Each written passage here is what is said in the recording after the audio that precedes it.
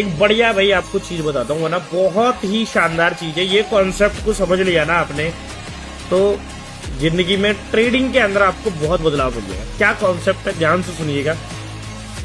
देखो, अगर आपके पास मान लो 1,00,000 रुपए, अब आप मान लो कि ये ही आपके अंतिम 1,00,000 रुपए हैं।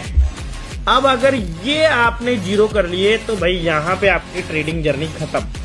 तो अब क्या करोगे आप, इसको इस तरीके से लो, आप सिंपली इस 1,00,000 को भाई डिवाइड कर लो, भाई 2 हिस्सों में डिवाइड कर लो कि भैया 50,000 तो मैं कर देता हूं यहाँ पे जमा अकाउंट में, 50,000 पे मैं लूंगा अब रिस्क। 50,000 पे कैसे रिस्क लोगे, इसको आप ना भाई महीने में हम मान लेते हैं, 1 महीने में आपने ट्रेडिंग सीख ली है, पहले वो जरूरी है। पूरा कोर्स देख लिए भाई, फ्री कोर्सेज है वो लेके देख सकते हो आप, यूट्यूब पे वीडियो देख लिए, मेरे साथ ज्वाइन कर लिया, पेपर ट्रेडिंग कर ली, सारे कॉन्सेप्ट क्लियर है।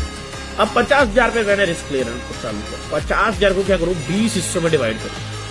ठीक है, यहाँ पे क्या आ गया भाई, 2,500 का अमाउंट निकल गया। अब ये अल्टीमेट अमाउंट है, इसको दिमाग में बैठा, 2,500 रुपए का मेरा एक दिन का मैक्सिमम लॉस हो सकता है, ये सेट कर लो आप। अब अगर आपकी किसी भी ट्रेड के अंदर, अब देखो 2,500 एक ही ट्रेड में उड़ा दिए, एक ही ट्रेड डेली ले रहे हो, मान लो पहली ट्रेड गलत चलेगी, कम से कम 2 ट्रेड तो मिनिमम होनी चाहिए वैसे, क्योंकि छोटा अमाउंट है तो भाई ज्यादा ऑप्शन नहीं है। तो आपने एक ट्रेड का लॉस फिक्स कर लिया भाई, 1,250 रुपए का लॉस ना, अगर मुझे एक ट्रेड में हो गया ना तो मैं उससे ज्यादा लॉस एक ट्रेड में नहीं ले सकता, और पूरा दिन में मैं 2,500 का लॉस ले सकता हूं, ये फिक्स करो। अब 1,250 का लॉस अब आप फिक्स कर लोगे ना, तो आपको उसी तरीके की ट्रेड लेनी है जिसमें 1,250 से बड़ा रिस्क ना, क्वांटिटी उसी हिसाब से लेनी है। और अगर इस रिस्क मैनेजमेंट के साथ चलोगे ना आप, अगर 2,500 लॉस हो गया, सिस्टम क्लोज, दूसरे दिन आना है। एक ट्रेड में 1,250 लॉस हो गया, उसके ऊपर चाहे कितना मन करे कभी होल्ड नहीं करना है, एसएल मतलब एसएल।